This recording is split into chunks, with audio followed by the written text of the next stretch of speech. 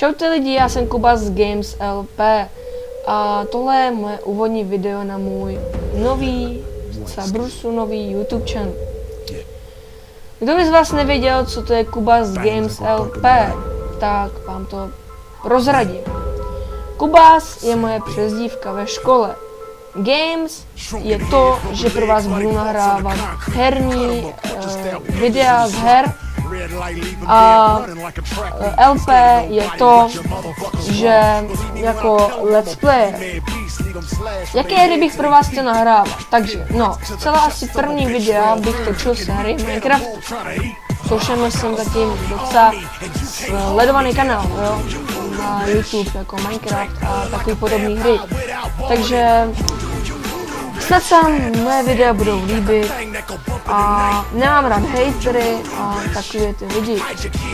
A když tak ještě mi napište do komentářů, jaké herní videa točit, jaké byste si teda vy aspoň tak představovali, protože já nevím, jaký idoly máte v hrách a podobně.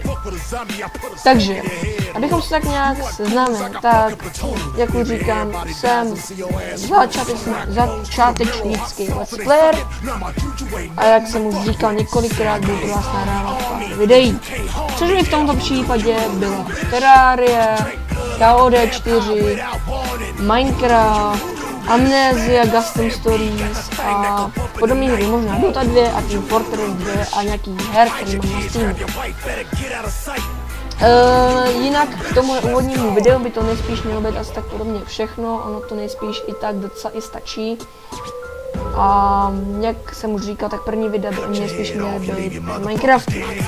Takže těšte se, sdílejte moje videa a případně odbírejte a lajkujte. A pište mi své názory. Nemám rád lidi, kteří prostě dají dislike a nenapíšou pravdu.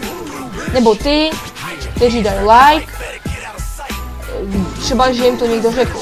A nebo ty, kteří dají dislike a nenapíšou prostě takže hry jako úvod fakt docela dost stačilo.